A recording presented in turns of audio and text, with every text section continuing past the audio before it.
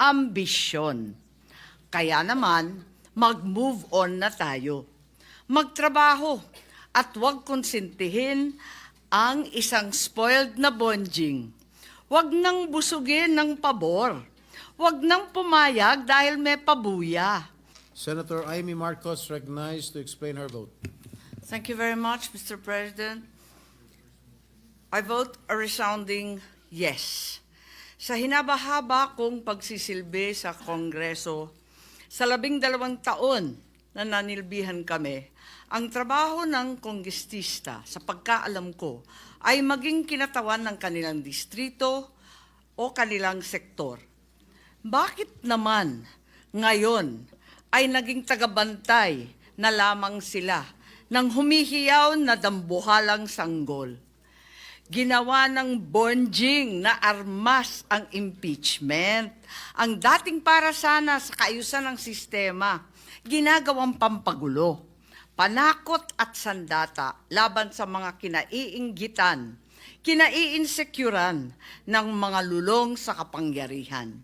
Galangin naman natin ang Korte Suprema. Huwag tayong umastang Supremer Court, Supremest pa. Wala namang ganun ah. Sa mga kapatid kong senador, paano tayo magiging dakilang mambabatas kung tayo mismo ay hindi susunod sa batas? Ang boses ng Korte Suprema ay boses ng konstitusyon. At kung sino man ang sasapaw sa boses na ito ay isa lang ang tono, ambisyon.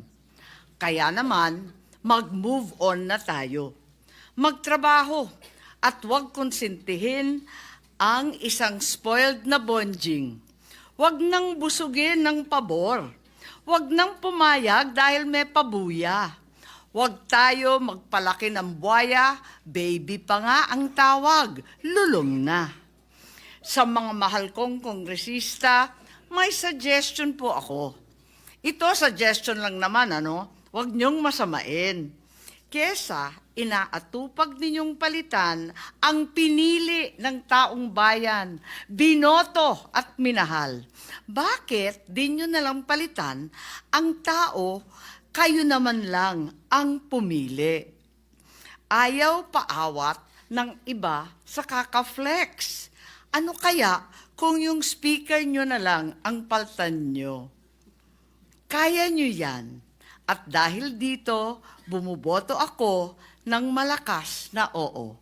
Maraming salamat po. Thank you, Senator Amy. Before the Secretary recognizes the next Senator, who are these people almost creating trouble there?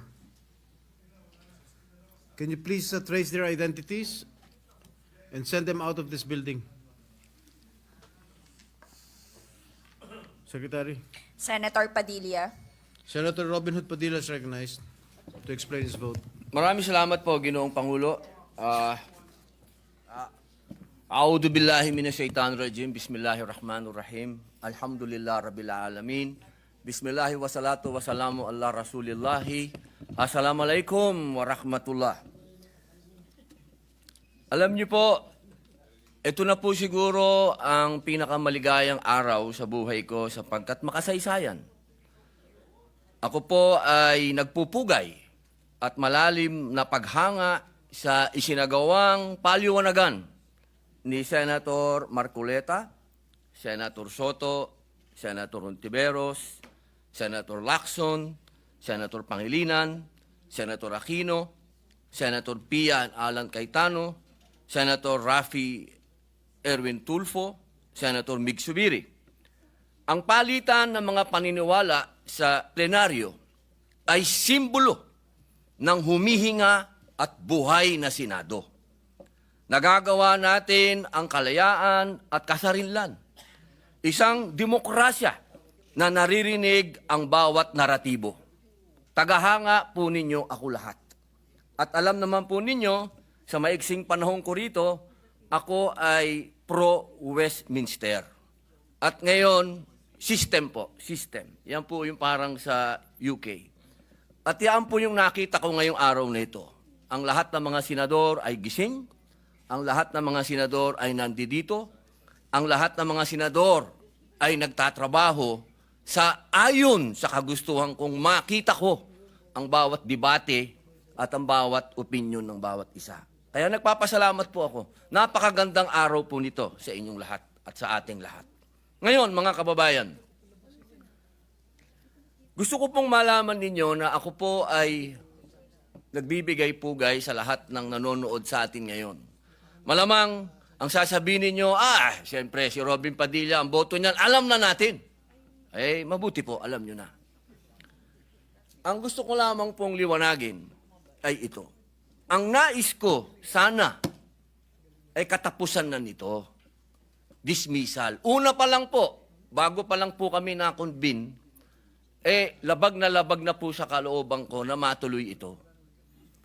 Nakita nyo naman po, noong nagkasumpaan, talagang ipinaglalaban namin na politika ito. Politika ito At kailangan ng due process. Pero natuloy pa rin po, nag-convene pa rin. Pero hindi pa rin po ako nagsuot ng robe dahil para sa akin ay protesta. Dahil ayoko po talagang matuloy. Bakit?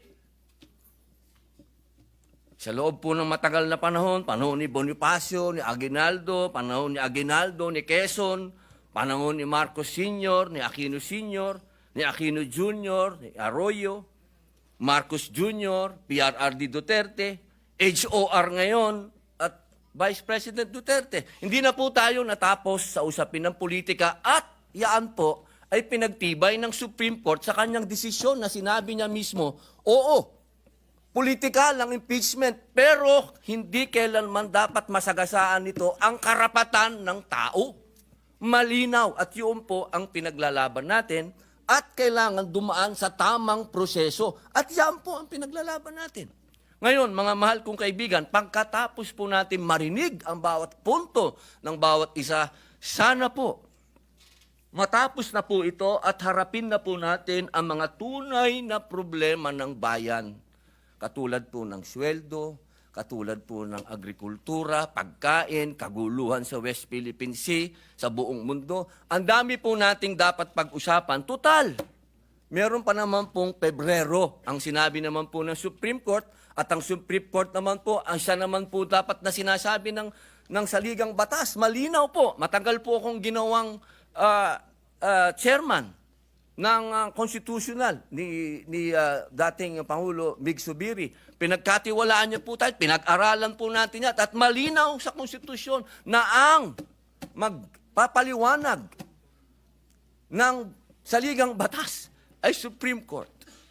Kaya sana po, ako'y malungkot talaga dahil napunta tayo sa archive. Yung archive, binasa ko pwede pala yan hukayin anytime, kung ano man.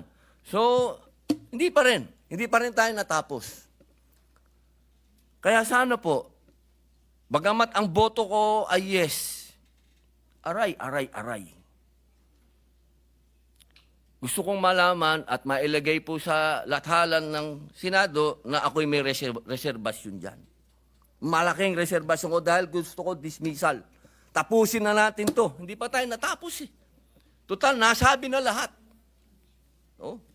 Ilang oras ang banatan. Pero hindi pa rin natapos. Kaya po, mga mahal kong kababayan, bago po ako umupo, nais ko pong malaman ninyo na ang inyong Senado ay tumatakbo. Huwag po kayong malungkot sa mga hindi pabor sa amin o sa mga pabor naman. Isa lang po ang masasabi ko. Tigilan na natin ang politika at mahalin natin ang bawat isa, magkaisa na tayo, pag-usapan natin ang mga totoong problema. Maraming salamat po. Thank you, Senator Robin Hood Padilla. Madam